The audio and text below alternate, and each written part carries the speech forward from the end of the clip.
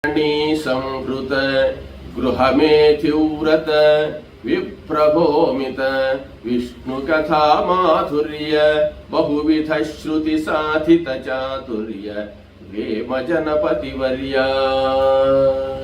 ఈ విధంగా హరివంశంలో పంచమాశ్వాసాన్ని ప్రారంభిస్తున్నాం. ఈ చతుర్థాశ్వాసం వరకు కూడా మనం అనేకమైనటువంటి విశేషాలు తెలుసుకున్నాము. అనేక భగవంతుడి యొక్క అవతారాలు, శ్రీరామచంద్రమూర్తి యొక్క వృత్తాంతాన్ని అంతా కూడా తెలుసుకున్నాం. తరువాత తారకామయమనేటువంటి దేవదానవ యుద్ధాన్ని గురించి వివరంగా తెలుసుకున్నాము. తరువాత శ్రీ మహావిష్ణువు యోగ నిద్రలో క్షీరసాగరంలో శయనించి ఉన్నాడు. తరువాత ఆ క్షీరసాగరంలో ఆయన యోగ నిద్రలో ప్రశాంతంగా రమిస్తూ నిద్రిస్తున్నాడు.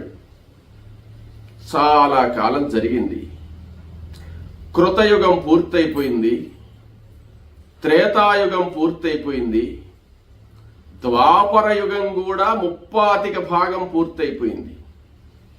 ఆ సందర్భంలో ఏం జరిగింది అనేటువంటి విషయాన్ని జనమేజయ మహారాజుకు వైశంపాయనుల వారు వివరిస్తున్నాడు. నైమిషారణ్యంలో సౌనకాది మహర్షులకు సూతుల వారు చెప్తున్నాడు. అప్పుడు ఆ 30% ద్వాపర యుగం జరిగే సమయానికి ఎలా ఉన్నదయా పరిస్థితి అని అంటే, భూభారం జాస్తి అయిపోయింది. భూభారం జాస్తి అయింది అంటే ఎలా జాస్తి అయింది? రాక్షస సంహారం అంతా యొక్క శ్రీ మహావిష్ణువు చేసేసాడు కదా, అంతా ప్రశాంతంగా ఉన్నారు కదా, ఎలాంటి విపత్తులు లేవు కదా, అయితే భూభారం దేనికి పెరిగింది అని. మంచి ఎక్కువైనా ఇబ్బందే, చెడ్డ ఎక్కువైనా ఇబ్బందే. ఇక్కడ భూదేవికి జరిగినటువంటి ఇబ్బంది ఏంటంటే, అందరూ మంచి వాళ్లే అయినారు. ధర్మము 4 పాదాల నడుస్తుంది. అందరూ ధర్మ మార్గంలోనే ప్రవర్తిస్తున్నారు. ధర్మ సంతానాన్ని గంటున్నారు. పుణ్యాత్ములైపోయినారు. ఎక్కువ పుణ్యం చేస్తూ శ్రీ మహావిష్ణు భక్తి పెరిగిపోయి యజ్ఞయాగాది క్రతువులన్నీ కూడా జరుగుతున్నందువల్ల వీళ్లకు ఆయుష్ ఎక్కువైపోయింది. ఎక్కువ రోజులు జీవిస్తున్నారన్నమాట. పిల్లలు, ఆ సంతానం అనేటువంటిది విపరీతంగా కలుగుతుంది. ఈ సంతానం అంతా విపరీతంగా కలిగినందువల్ల ఆ యజ్ఞయాగాది క్రతువులు చేసి ధర్మ ప్రవర్తనలు అయ్యినందువల్ల ఆ సంతానం కూడా ఆయురారోగ్య ఐశ్వర్యాలతో దీర్ఘాయుష్మంతులైనారన్నమాట. ఈ పుణ్యం ఎక్కువైపోయినందువల్ల ధర్మ ప్రవర్తన వల్ల ఏమైందంటే ఎవరు మరణించడం లేదు. మరణించనందువల్ల అందరూ పుట్టిన వాళ్ళు పుట్టినట్టే ఉండేటువంటి భూమికి భారం ఎక్కువైపోయింది. భూభారం ఎక్కువైపోయినందువల్ల భూమి మొయ్యలేకుండా ఉందన్నమాట. అంటే పశువులు గాని, ఏనుగులు, గుర్రాలు, తర్వాత మనుషులు, వృక్షాలు, ఇవన్నీ కూడా అన్ని రకాలైనటువంటి సుఖాన్ని అనుభవిస్తూ ఆనందంగా అభివృద్ధి చెందుతుండేటువంటికి భూమికి మించిన భారం అయిపోయిందనమాట. అప్పుడు ఆ ప్రజాభారాన్ని వహించలేక భూదేవి దేవతలతో మొరపెట్టుకుంది. దేవతల దగ్గరికి వచ్చి, ఓ బృందారకులారా, నాకు ఈ బాధ్యత పెట్టారు. ఈ లోకకంటకులైనటువంటి రాక్షసులందరూ కూడా మరణించిన తర్వాత ఈ యజ్ఞయాగాది క్రతువుల వల్ల, పుణ్యభాగం వల్ల అందరూ దీర్ఘాయుష్మంతులై ఉన్నందువల్ల ఈ జన సంక్షయం అనేటువంటిది జరగడం లేదు. జరగనందువల్ల భారం ఎక్కువైపోయింది. విపరీతమైన భారం వల్ల నేను భరించలేకుంటున్నాను. దీనికి ఏదైనా మార్గం ఆలోచించవలసింది అని చెప్పి దేవతలకు విన్నవించుకుంది భూదేవి. ఇప్పుడు ఈ దేవతలందరూ కూడా అంటే ఎందువల్ల భూమి దేవతలకు విన్నవించుకుంది? మీరు ఆ రాక్షస సంహారం అంతా చేయించేశారు, అంతా పరిస్థితి బాగుపరిచారు కాబట్టి ఇక్కడ ఇంకొక రకమైన భారం జాస్తి అయింది నాకు అని చెప్పి వేడుకుంది. అప్పుడు ఆమె దుఃఖిస్తూ ఉంటే ఈ దేవతలందరూ కూడా నేరుగా బ్రహ్మదేవుడి దగ్గరకు వెళ్ళారు. బ్రహ్మదేవుడి దగ్గరకు వెళ్ళి, ఓ చతుర్ముఖ, భూభారం ఎక్కువైపోయిందయ్యా, ఇంతకు ముందు లోక కంటకులైనటువంటి రాక్షసుల వల్ల నేను భరించలేకున్నాను ఈ భారాన్ని అని చెప్పి ఆమె మరిపెట్టుకుంది. అప్పుడు తారకామ యుద్ధం చేసి అందరినీ శ్రీ మహావిష్ణువు సంహరించేశారు. రాక్షసులందరినీ, దుర్మార్గులందరూ కూడా పోయినారు. మరలా ఇప్పుడు సస్యశ్యామలమైపోయి భూమి అభివృద్ధి చెందినప్పుడు ఈ ఆయుష్మంతులైనటువంటి ఈ యొక్క ప్రజల వల్ల ఎక్కువ భారం అయిపోయి ఆమె భరించలేకుండా ఉన్నది అని దుఃఖిస్తున్నది. ఏదో ఒక మార్గం ఆలోచించి భూమిని రక్షించాలి మనం అని చెప్పి దేవతలందరూ బ్రహ్మదేవుడితో చెప్పారు. అప్పుడు బ్రహ్మదేవుడు ఏమంటే, సరే నేనుగా దానికి శ్రీ మహావిష్ణువు దగ్గరకు పోదామని చెప్పారు. శ్రీ మహావిష్ణువు దగ్గరికి ఈ దేవతలందరినీ కూడా తీసుకుని బ్రహ్మదేవుడు వెళ్లే సమయానికి ఆయన యోగ నిద్రలో ప్రశాంతంగా నిద్రిస్తున్నాడు. ఆ నిద్రించేటువంటి ఆ యొక్క శ్రీ మహావిష్ణువును వీళ్ళందరూ అనేక విధాల స్తోత్రం చేశారు. స్తోత్రం చేసే సమయానికి చాలా సేపటికి ఆయన మెల్లమెల్లగా కళ్ళు తెరిచి వెళచాయి చూశాడు. చూస్తే దేవతలందరూ 3,000,000 దేవతలు వచ్చేసి ఉన్నారు. చల్లగా తామర పుష్పముల వంటి ఆ కళ్ళు తెరిచినటువంటి వాడై కటాక్ష వీక్షణాముల అమృత వృష్టితో వీళ్ళని చూసి, దేవతలారా, ఎందుకు మీరందరూ నా దర్శనం కోసం వచ్చారు? లోకాలన్నీ క్షేమంగా ఉన్నాయి కదా, లోక కంటకులైన రాక్షసులందరినీ సంహరించేశాను కదా, మీకు ఏ విధమైన హాని చేసేవాళ్ళు ఇంకా లేరు కదా, మీరు ప్రశాంతంగా ఉన్నారు కదా, యజ్ఞయాగాదల్ని సజావుగా జరుగుతున్నవి కదా, ధర్మ మార్గంలో ప్రజలందరూ ప్రవర్తిస్తున్నారు కదా, ఎందుకు మీరు ఆందోళనగా నా దగ్గరకు వచ్చారు అని చెప్పి అడిగాడు. అడిగితే అప్పుడు చతుర్ముఖ బ్రహ్మ, మహానుభావ, మిమ్మల్ని యోగ నిద్ర భంగం చేసినందుకు మమ్మల్ని క్షమించవలసింది. కానీ ఇప్పుడు మీరు యోగ నిద్రలోకి వెళ్ళిన తర్వాత కృత త్రేత ద్వాపర యుగాలు కూడా అయిపోవస్తున్నాయి. 3/4 భాగం అయిపోయింది ద్వాపర యుగం కూడా. ఇప్పుడు భూమిలో కొన్ని మార్పులు జరిగి ఉన్నవి. భూమిలో జరిగినటువంటి మార్పులకు సంబంధించిన విషయాలు, భూమిలో ఇప్పుడు ఏం చేయాలి అనేటువంటి విషయాలన్నీ కూడా మనం కొన్ని ప్రముఖమైనటువంటి విషయాలు రహస్యంగా మాట్లాడుకోవాల్సి ఉన్నవి.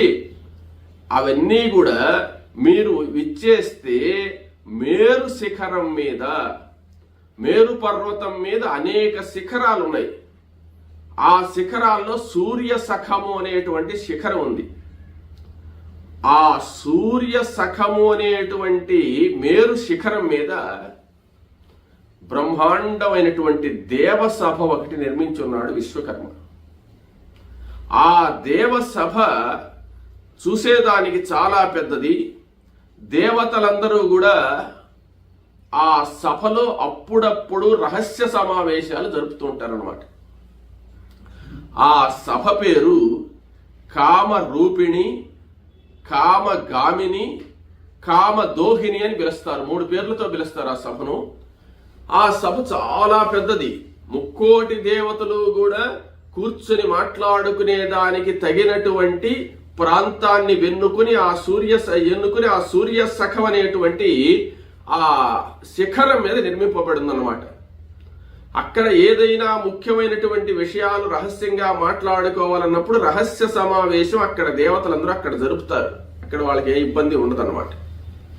కాబట్టి మీరు ఆ సభ దగ్గరికి కానీ ఇచ్చేస్తే అక్కడ అన్ని విషయాలు మాట్లాడుకుందామని చెప్పి బ్రహ్మదేవుడు శ్రీ మహావిష్ణువు విన్నవించాడు. అప్పుడు శ్రీ మహావిష్ణువు, సరే నాయన, నేను ఆ సభ దగ్గరకు బయలుదేరి వస్తాను, మీరందరూ పోయి అక్కడ సిద్ధంగా ఉండండి అని చెప్పాడు. ఆయన దగ్గర సెలవు తీసుకున్నటువంటి వాళ్ళై ఈ దేవతలందరూ కూడా బ్రహ్మతో కూడి నేరుగా మేరు పర్వతం దగ్గరకు వచ్చేసి మేరు పర్వత శిఖరం మీద ఉండేటువంటి ఆ సభ దగ్గరకు వచ్చున్నారు ఈ దేవతలందరూ కూడా. వీళ్లతో పాటు భూదేవి కూడా వచ్చిందన్నమాట. భూదేవి ఎలా వచ్చింది అంటే మనుష్య రూపాన్ని ధరించి వచ్చిందట భూదేవి.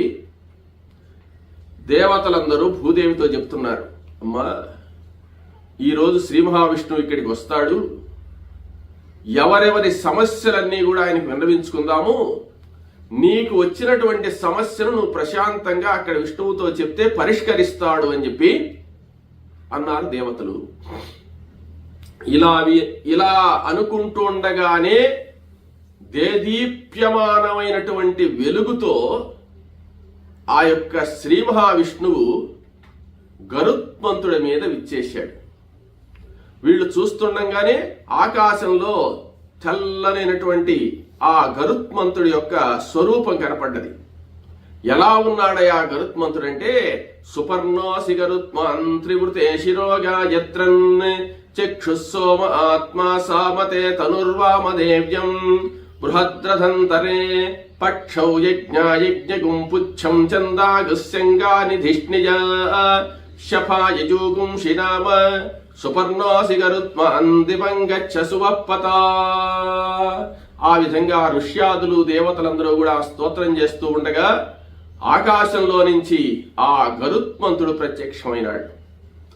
ఆ గరుత్మంతుడి మీద నీలమేఘ శ్యాముడై కూర్చున్నటువంటి చతుర్బాహుడైనటువంటి ఆ శ్రీ మహావిష్ణువు ఆకాశంలో నుంచి ఆ మేరు పర్వత శిఖరం దగ్గరకు దిగాడు. దిగంగానే దేవతలందరూ కూడా పరమ సంతోషంతో ఆ తేజోమూర్తిని చూసినటువంటి వాళ్ళై ఆ శ్రీ మహావిష్ణువుకి చేతులెచ్చి నమస్కారం చేస్తున్నారు. నమస్కారం చేస్తూ ఉండగా ఆ శ్రీ మహావిష్ణువు అక్కడ దిగినటువంటి వాడై ఆ కామదోహిని అనేటువంటి పేరు కలిగిన ఆ సభామండపంలోకి ప్రవేశించాడు. ఆ సభామండపంలోకి ప్రవేశించిన తర్వాత ఆ సభామండపంలో రత్న ఖచ్చితమైనటువంటి బ్రహ్మాండమైన సింహాసనం అవుతుంది. ఆ సింహాసనం మీద అధిష్ఠించాడు శ్రీ మహావిష్ణువు. ఆ శ్రీ మహావిష్ణువు కొంచెం క్రింద భాగంలో దివ్య రత్నములతో పొదిగినటువంటి బ్రహ్మాండమైన సింహాసనం, దాని మీద ఆ యొక్క బ్రహ్మదేవుడు కూర్చున్నాడు. తరువాత దేవేంద్రుడు ఒకవైపు, మిగిలినటువంటి దేవతలందరూ కూడా వాళ్ళ యొక్క ఉచితాసనాల మీద ఆసీనులైనారు. ఆసీనులైన తర్వాత శ్రీ మహావిష్ణువు దర్శనం చేసుకుంటున్నారు అందరూ కూడా.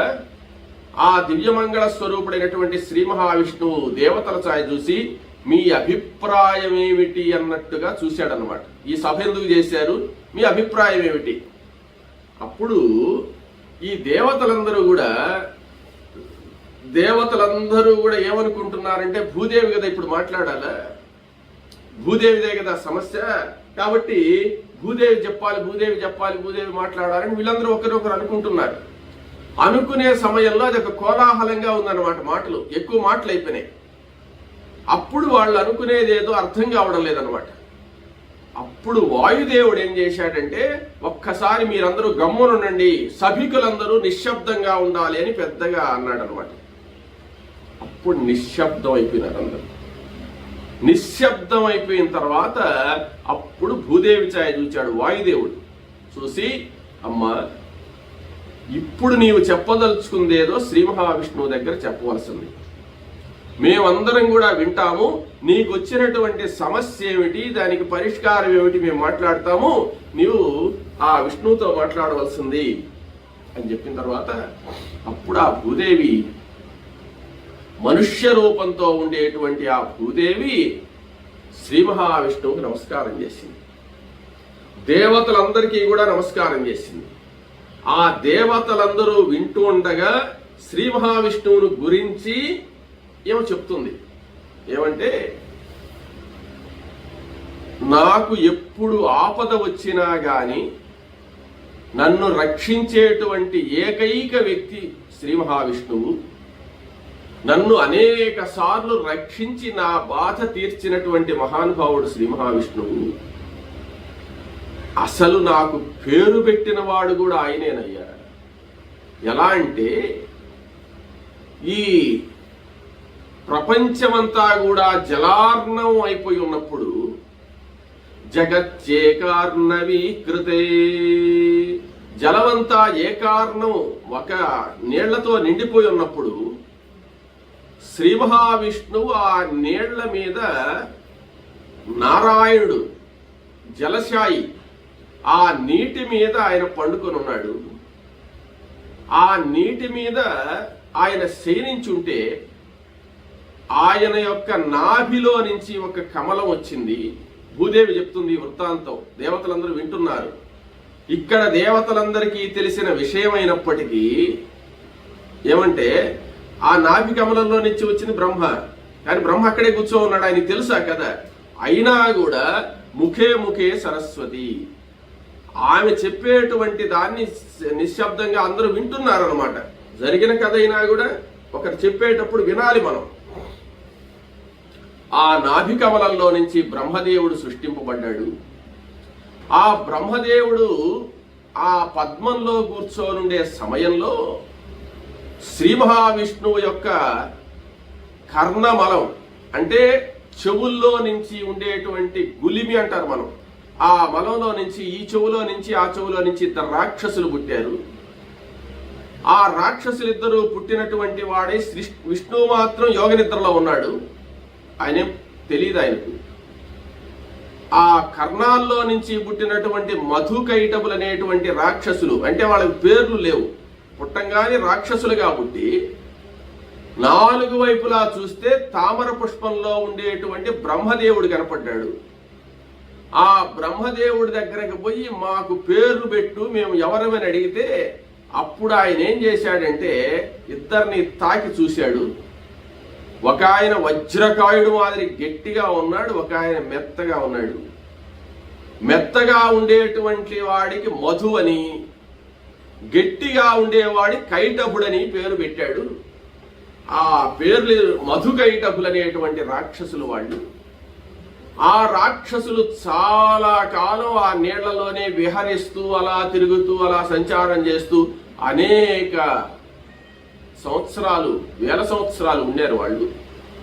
కొంతకాలం అయిపోయిన తర్వాత ఈ బ్రహ్మదేవుడిని చూసి, ఈ బ్రహ్మదేవుడు మనము తప్ప ఇంకెవరు లేరు ఇక్కడ, ఈ బ్రహ్మదేవుడిని సంహరించాలా అని చెప్పి ఒక కోరిక కలిగింది వాళ్ళకి. అంటే ఏమి పని లేదు కాబట్టి ఏదో ఒక పని చేయాలి కాబట్టి ఖాళీగా ఉండకుండా ఏదో ఒక పని.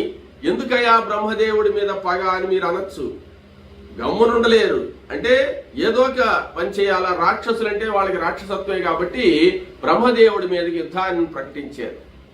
యుద్ధాన్ని ప్రకటిస్తే ఆయన భయపడిపోయి నన్ను రక్షించే వాళ్ళు ఎవరున్నారా అబ్బా అని చెప్పి ఆ శ్రీ మహావిష్ణువును స్తుతించాడు. శ్రీ మహావిష్ణువు చూస్తే నిద్ర లేచే పరిస్థితిలో లేడు. విశ్వమోహిని అనేటువంటి యోగ నిద్ర ఆయన ఆవహించుంది.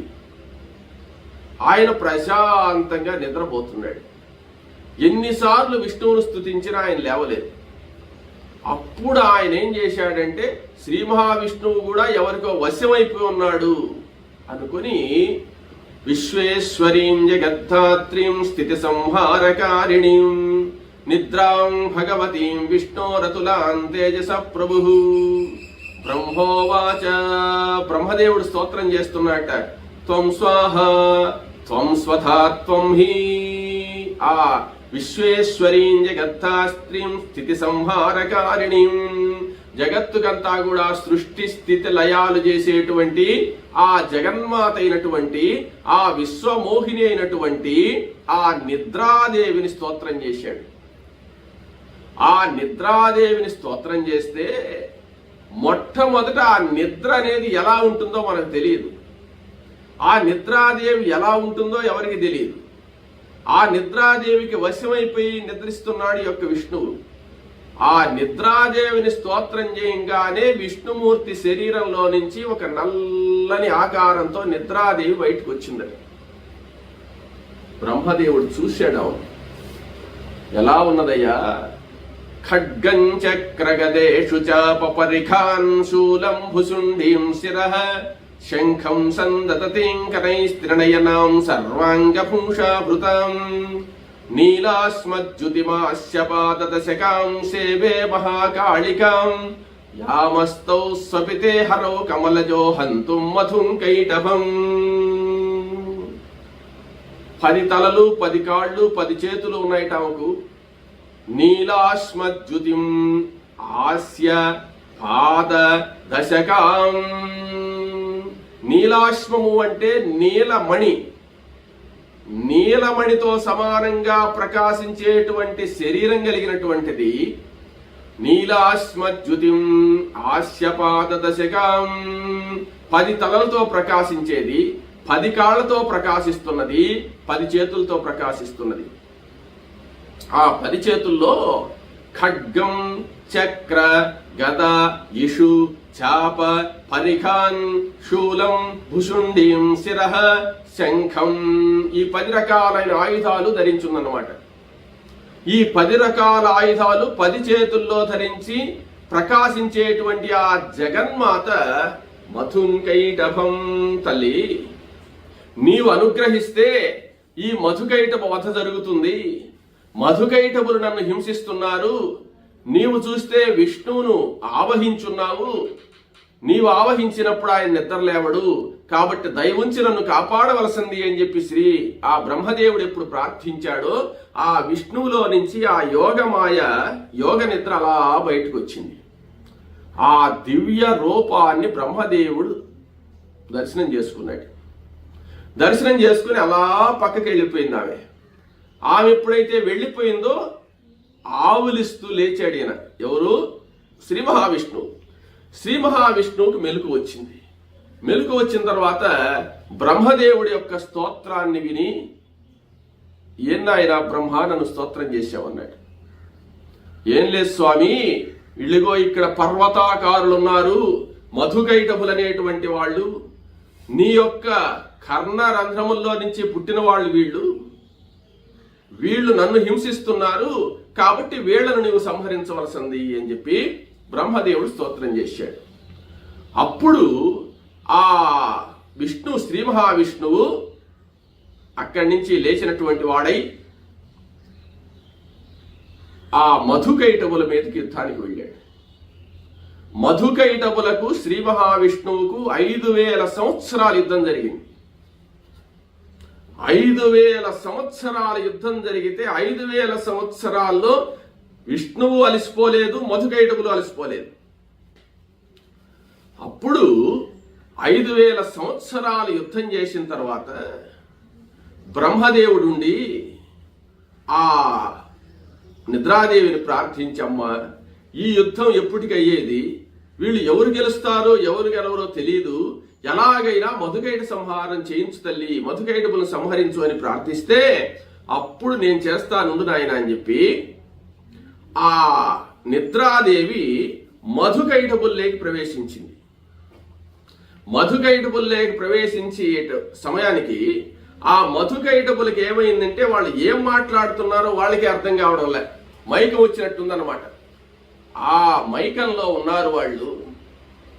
అప్పుడు శ్రీ మహావిష్ణువు ఏం చెప్పాడంటే, నాయన నేను అనేక యుద్ధాలు చేశాను, అనేక యుద్ధాల్లో అనేక మందిని ఘోరమైనటువంటి భయంకరమైన రాక్షసులందరినీ సంహరించాను, కానీ మీరు 5000 సంవత్సరాలు నాతో యుద్ధం చేశారంటే మహాబల పరాక్రమ సంపన్నులు ఉన్నట్టున్నారు మీరు, మీకేం వరం కావాలో కోరుకోండి ఇస్తానని చెప్పాడు. ఎవరు? విష్ణువు. విష్ణు ఆ మాట చెప్పినప్పుడు వాళ్ళు ఏదైనా వరం కోరుకోవచ్చు కదా, కోరుకోలేదు. వాళ్లలో నిద్రాదేవి ఆవహించుంది. ఆమె మాట్లాడిస్తున్నది అనమాట. ఏం మాట్లాడుతున్నారంటే, నువ్వు మా చేతిలో ఓడిపోయేవాడివి, నువ్వేందయ్యా మాకు వరం ఇచ్చేది, కావాలంటే నువ్వు ప్రాణభయంతో ఉన్నావు కాబట్టి నువ్వు కోరుకో, ఏదైనా వరం ఇస్తామని వీళ్ళు అన్నారనమాట. అదే సమయం అని చెప్పి శ్రీ మహావిష్ణువు నాకు వరాన్ని ఇచ్చేటట్టయితే మీరు నా చేతిలో మరణించండి అని కోరాడు వరం. ఈయన సిద్ధంగా ఉంటాడు విష్ణు అటువంటి వాటి. వాళ్ళు ఉలిక్కిపడి ఏందబ్బా ఇటువంటి వరం కోరాడని చెప్పి చూస్తే మళ్ళీ అప్పుడు వెంటనే వాళ్ళు తెలివిగా ఏం చేశారంటే, అలాగైతే నీ వరాన్ని మేము ఇస్తాము, జలము లేని చోట మమ్మల్ని చంపమన్నారు ఇద్దరు. నీళ్లే ఉండకూడదు, నీళ్లు లేని చోట మమ్మల్ని సంహరించు అన్నారు. మొత్తం జలార్ణమే, ఎక్కడా నీళ్లు లేని చోటే లేదన్నమాట. సరే అలాగే సంహరిస్తానన్నాడు శ్రీ మహావిష్ణువు. అప్పుడు ఆ యోగమాయ మధుకైటబుల్ని వదిలిపెట్టి వెళ్ళిపోయిందన్నమాట. వీళ్ళు మామూలు వాళ్ళు అయిపోయినారు. అప్పుడు శ్రీ మహావిష్ణువు ఏం చేశాడంటే తన శరీరాన్ని పెంచాడు. శరీరాన్ని పెంచి చాలా పెద్ద శరీరం చేసేసినటువంటి వాడై ఆ మధుకైటబుల్లిద్దరినీ కూడా ఇలా సంకల్లో తీసుకుని తన తొడల మీద పెట్టి వాళ్ళ శిరస్సులు మన ఒళ్ళో పండబెట్టుకున్నాడు. ఇద్దరిని ఎక్కడ నీళ్ల మీదే లేరు వాళ్ళు, అంత పెద్ద శరీరం ధరించాడనమాట. తన తొడల మీదనే చక్రాయుధంతో ఇద్దరి శిరస్సులు కోసేశాడు. ఆ మొండాలు పడిపోయినాయి. ఈ మేధస్సు శరీరం యొక్క మేధస్సు అంటే అంత పెద్ద శరీరాలంటే ఎంత మేధస్సు ఉంటుంది. వాళ్ళ యొక్క మెదడంతా కూడా ఈ నీళ్లలో కలిసిపోయి అదంతా వచ్చి ఈ భూమండలం, భూలోకం ఉందే భూవలయం, భూవలయానికి అంతా పూసినట్టు చుట్టుకోపోయిందన్నమాట. ఖర్చుకోపోయింది అట్నే. అప్పుడు శ్రీ మహావిష్ణువు చూసి ఆ మధుకైటబుల యొక్క ఆ మేధస్సు చేత కప్పబడినటువంటిది కాబట్టి మేదిని అని పేరు పెట్టారనమాట. మేధస్సు చేత కప్పబడింది కాబట్టి మేదిని అని పేరు పెట్టాడు ఈ భూదేవి. అది గుర్తు చేస్తున్నది ఆమె. భూదేవి మనం ఎక్కడున్నాం ఇప్పుడంటే మేరు పర్వతం మీద కామరూపిణి అనేటువంటి సభలో భూదేవి మాట్లాడుతూ ఉంది. ఆ మధుకైటవ సంహారం అప్పుడు నన్ను ఆ మేధస్సు అంతా చుట్టుకుంటే నాకు మేదిని అని నామకరణం చేసిన వాడు శ్రీ మహావిష్ణువేనయ్యా. నన్ను రక్షించాడు చాలా సార్లు. అట్లా నాకు నామకరణం చేసి నన్ను రక్షించేటువంటి వాడు ఆయన. తరువాత ఇంకొక సందర్భంలో నన్ను అనేక సార్లు రక్షించాడని చెప్పాను కదా. అనేక సార్లు రక్షించినప్పుడు ఎప్పుడు రక్షించాడయ్యా మరలా అంటే వరాహమూర్తిగా అవతారం ఎత్తి నన్ను హిరణ్యాక్షుడను తీసుకుని వెళ్ళినప్పుడు వరాహావతారం ఎత్తినటువంటి వాడై పాతాళ లోకానికి వచ్చి నన్ను ఉద్ధరించి నన్ను పైకి తీసుకుని వచ్చి నన్ను నిలబెట్టినటువంటి వాడు మా స్వామి శ్రీ మహావిష్ణువు. అప్పుడు నన్ను రక్షించాడు. తర్వాత వామనావతారం ధరించినప్పుడు వామనావతారంలో బలిచక్రవర్తి ఆధీనంలో ఉండేటువంటి నన్ను ఒక్క పాదంతో కప్పినటువంటి వాడై నన్ను స్వాధీనం చేసుకుని నన్ను రక్షించాడు. తర్వాత కాబట్టి నాకు రక్షకుడు నారాయణుడేను. బంగారాన్ని రక్షించేటువంటి వాడు అగ్నిహోత్రుడు. అధిపతి అగ్ని, బంగారానికి అధిపతి అగ్ని. ప్రకాశానికి అధిపతి సూర్యుడు. నక్షత్రాలకు అధిపతి చంద్రుడు. నాకు మాత్రం అధిపతి నాయకుడు శ్రీ మహావిష్ణువు అని చెప్పింది. చెప్పి చరాచర సృష్టిని నేను మోస్తున్నానంటే నా బలం కాదు, ఆ శ్రీ మహావిష్ణువు యొక్క మహిమ వల్ల, శ్రీ మహావిష్ణువు నాకు ఇచ్చినటువంటి శక్తి వల్లనే, ఆయన అనుగ్రహం వల్లనే నేను ఈ చరాచరాన్ని అంతా కూడా మోయగలుస్తున్నాను. ఈ విధంగా జరుగుతూ ఉంటే అనేక సార్లు నన్ను రక్షించున్నాడు ఆయన. ఇప్పుడు నేను ఎందుకు విన్నవించుకుంటున్నానంటే ఇప్పుడు నాకు వచ్చిన ఇబ్బందిని గురించి చెప్తున్నాను. ఇప్పుడు కూడా ఆయనే రక్షించాలని చెప్పి వేడుకుంటున్నాను. ఇప్పుడు నీకేం ఇబ్బంది వచ్చిందమ్మా, ఎందుకు దుఃఖిస్తున్నావు అని అంటారేమో. పరశురాముడు 21 రాజులను సంహరించాడు. పరశురాముడు అంటే ఎవరు? శ్రీ మహావిష్ణువే. శ్రీ మహావిష్ణువే వచ్చి 21 రాజలోకాలన్నీ కూడా సంహరించి భూభారాన్ని తగ్గించాడు. భూభారాన్ని తగ్గించి నాకు మేలు చేశాడు. మేలు చేసిన తర్వాత రాజులందరూ కూడా మరణించిన తర్వాత అరాజకమైపోయి భూమిలో నేను అనాథనైపోయినాను. నన్ను పాలించే నాథుడే లేకుండా పోయినాడు. నన్ను పరిపాలించే నాథుడు లేడని చెప్పి నేనేం చేశానంటే ఎవరిని ప్రార్థిస్తావా అనుకుంటూ ఉన్నాను.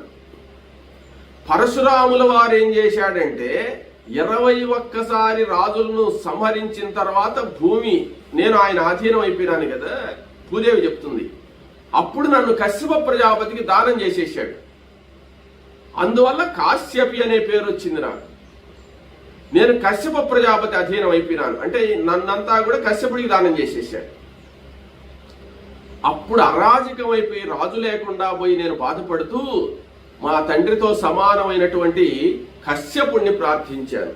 తండ్రి, పరశురాముడు అనేక సార్లు యుద్ధం చేసి రాజులందరినీ చంపేశాడు, భూభారాన్ని తగ్గించాడు, కానీ ఇప్పుడు భూమిని పరిపాలించేవాడు లేకుండా పోయినాడు. నాకు ఎవరినైనా ప్రసాదించవలసింది అని అంటే అప్పుడు కశ్యప ప్రజాపతి మనువు అనేటువంటి ఆయన్ను నన్ను పరిపాలించడానికి పెట్టాడు. ఆ మనువు నన్ను పరిపాలిస్తూ ఉంటే ఆ మనువు యొక్క సంతానమే ఇంకా క్రమక్రమంగా ఆ మనువు యొక్క సంతానమే నన్ను పరిపాలిస్తూ వచ్చింది. పరిపాలిస్తూ వచ్చి ఇప్పుడు కూడా ఆ రాజులే నన్ను, ఆ మనువు సంతానమే నన్ను పరిపాలిస్తున్నారు. ఆ మనువు సంతానం నన్ను పరిపాలిస్తూ ఉండగా వాళ్ళు ధర్మ ప్రకారం పరిపాలిస్తున్నారు కాబట్టి అందరూ ధర్మాత్ములైపోయినారు. అందరూ ధర్మాత్ములై ధర్మ మార్గంలో సంచరిస్తూ ఉన్నందువల్ల వాళ్ళకి ఆయుష్ పెరిగింది. ఆయుష్ పెరిగి వాళ్ళు మరణ శాతం అనేటువంటి తగ్గిపోయింది కాబట్టి భూమిలో జనం ఎక్కువైపోయినారు. ప్రజలు ఎక్కువైపోయినందువల్ల శక్తికి మించిన భారం అయిపోయింది. ఈ భూభారాన్ని ఎలా తగ్గించాలో మీకే తెలియాలి. ఆ శ్రీ మహావిష్ణువే ఇప్పుడు నా బాధను తగ్గించాలి. నేను మోయగలిసినటువంటి శక్తి కంటే మించిన భారం నా మీద పెట్టారు. ఇప్పుడు నేను మోయలేకపోతున్నాను. కాబట్టి ధర్మ మార్గం ప్రకారంగా ఏ విధమైన ఇబ్బంది లేకుండా ఉండేటట్టుగా ఈ నా భారాన్ని తగ్గించవలసింది అని నేను శ్రీ మహావిష్ణువుని వేడుకుంటున్నాను. ఇది నా యొక్క విన్నపము. దీన్ని ఎలా చేయాలో మీరే ఆలోచించండి అని చెప్పి తన యొక్క బాధనంతా కూడా ఆమె చెప్పుకుందనమాట. చెప్పుకున్న తర్వాత ఆమె ఏం చేసిందంటే, ఇంకా కూడా ఈ భూదేవి ఈ విధంగా దుఃఖిస్తూ ఉంటే ఆ దేవతలందరూ కూడా శ్రీ మహావిష్ణువుతో చెప్తున్నారు, మహావిష్ణు, భూదేవి ఈ విధంగా దుఃఖిస్తున్నది కదా, ఆమె భారాన్ని ఎలా తగ్గించాలి అనేటువంటి విషయాన్ని నీవే ఆలోచించు అని చెప్పి ఈ దేవతలు, బ్రహ్మదేవుడు అందరూ కూడా శ్రీ మహావిష్ణువును ప్రార్థిస్తున్నారు. ఆయన ప్రార్థించేటప్పుడు శ్రీ మహావిష్ణువు ఏం చేస్తున్నాడంటే, ఈ భూదేవి ఈ విధంగా నన్ను స్తోత్రం చేస్తుంది కదా, ఈ భూమిని ఎలా రక్షించాలి, ఈ భూభారాన్ని ఎలా తగ్గించాలి అని చెప్పి ఆయన ఆలోచిస్తున్నాడు. ఆయన ఆలోచించేటప్పుడు బ్రహ్మదేవుడు ఆయనకు కొన్ని విషయాలు చెప్పాలనుకుంటున్నాడు. బ్రహ్మదేవుడు కొన్ని విషయాలు చెప్పాలి ఆయనకు అనుకుంటుండే సందర్భంలో అక్కడ గంగా తీరంలో అదంతా కూడా నారద మహర్షి సంచరిస్తున్నాడు అనమాట. ఆ నారద మహర్షి కూడా ఇక్కడ ఏదో మేరు పర్వతం మీద దేవతలందరూ ఏదో రహస్య సమావేశం చేసినట్టున్నారే, నాకు తెలియలేదే అని చెప్పి అనుకుంటూ ఆ నారద మహర్షి కూడా ఆ యొక్క సభకు విచ్చేస్తున్నాడు అనమాట. ఆ నారద మహర్షి ఈ దేవసభకు వస్తున్నాడు. బ్రహ్మదేవుడు సభలో ఏదో మాట్లాడబోతున్నాడు. వాళ్ళు ఏం మాట్లాడతారు, ఏం చెప్తారు, తర్వాత ఏం జరుగుతుందనే విషయాన్ని రేపు తెలుసుకుందాం.